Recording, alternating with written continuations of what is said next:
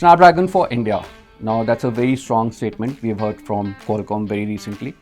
And to understand what that means and what that statement stands for, I'm sitting down with Savi Soin. He's the president for Qualcomm India. I'm Deepak from 91 Mobiles. So Savi, tell us all about this.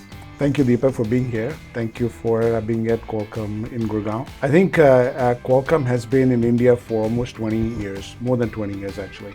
We've had lots of my colleagues actually in engineering in Hyderabad, in Bangalore, in Chennai, in Noida, obviously in Bombay as well, Mumbai as well as Gurgaon.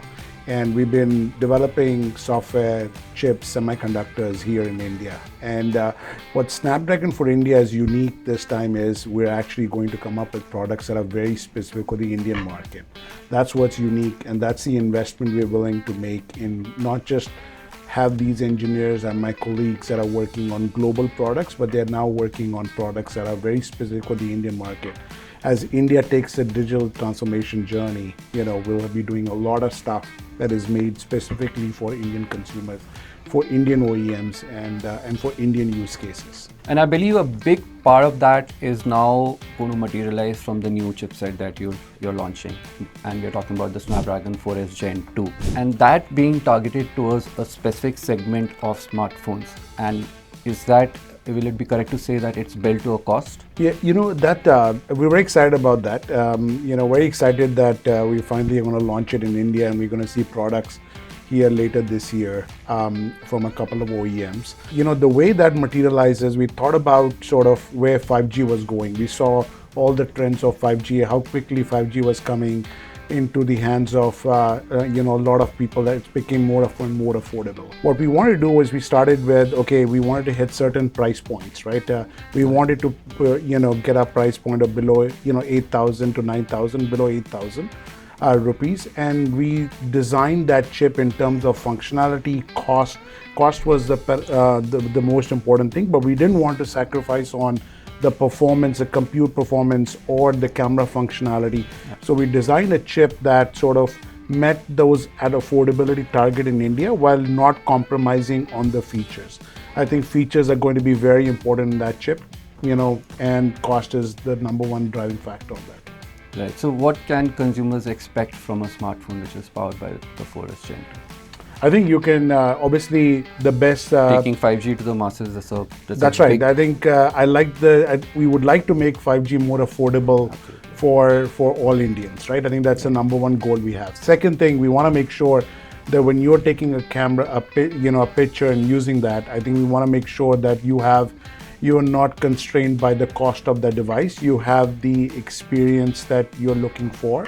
There's no reason for a person that buys a 10,000 rupee camera to compromise on any particular feature, right? We want to also make sure that the thermal performance, so you're not, the power and performance of that phone is just like Qualcomm's always done. It's in the best of the class in terms of what is available out there. So I think in terms of compute performance, in terms of power performance, in terms of camera, and in terms of affordability, that chip, I'm super excited about what it can deliver, especially in India. Right. And when can we expect smartphones using the new chipset?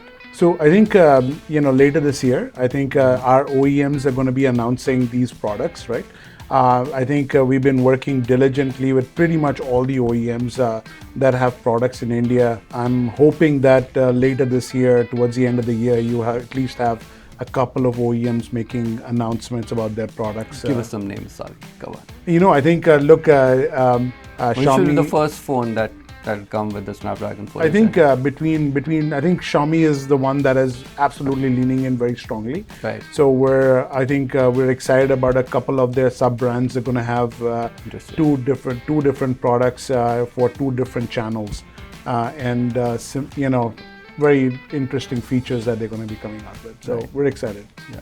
And a few months to go, so I think that there can be a few changes. I think that's understood by the time, right? So by December, I'm sure there would be other OEMs. We're working very hard to get a lot of other OEMs, and we believe that this is the chip for India, right? This is the chip that can drive more and more adoption of 5G, right, in India. So the chip will make its global debut in India with the product that launches here first, you think, or that could change? I think it's going to be India is going to be one of the first markets that is going to see products, commercial products in this market. But there are other regions that are also working on product, or other OEMs for other regions that are working on products. Let's talk compute, right? So that's the second big announcement, right? As far as the whole Snapdragon for India statement is concerned, and it's a big deal. Apparently, or so we've been told. The Snapdragon X Elite and the X Plus platforms now coming in a big way to India, right? And so let's tell us why that really is a big deal, especially from a consumer point of view. Yeah, from a consumer perspective, when I use my PC, I want to make sure that it's got good battery life. It's got no sacrifices on productivity apps, right? Want to make sure that the compute performance is good. The apps that I use, like the browser and so on and so forth, that are sort of near and dear to me, and those are things that I use in the PC, right? So from a Qualcomm perspective, what we have done with Microsoft on Copilot Plus, right? We have brought AI onto that PC, right? What does that mean? I think others have claimed that. I think it's all about AI performance in lowest power mode, right? So we started with our DNA on the phones by bringing that low power DNA of Qualcomm into the PC and bring use cases that need low power while also using some of the AI functionality that us and Microsoft and others have been working on, right?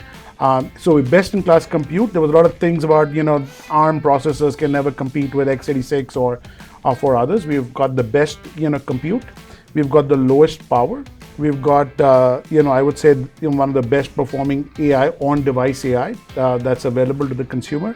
And I think we are very excited about what the developers are able to do with some of those functionality that we have on the device and bringing more and more use cases around it. So I'm super excited. It's almost one of those things that I think the PC industry is exciting again. It's super exciting to see that AI revolution coming to the PC and the phones and all these edge devices that are going to come in the future. Well, you spoke about x86, and x86 versus ARM has been a bit of a tussle, and especially with the compute platform coming in. So, as an end user, when I go out and buy a new laptop or a PC, I don't want to be bothered thinking whether my apps will be compatible or what will work, what will not work. So, how is that development and the whole Prism layer and going from Qualcomm's end? What is Qualcomm doing to ensure that more apps run natively on the platform? Yeah, we had a dedicated team that's been working with Microsoft both natively on emulation as well, right? We wanted to make sure that there are no sacrifices on the apps and the use cases, right? That was number one thing. So I think we've been working very closely with Microsoft to make sure that that performance with native and emulation, there's no sacrifice on the user experience per se. The compute space, Savi, is there are already 3 big players present, and they've been around for a while. So what is Qualcomm doing as a relatively new player in this segment to gain consumer mindshare? Because that's really the key. I think Qualcomm, I've been with Qualcomm for 25 years. We're all about enabling our partners.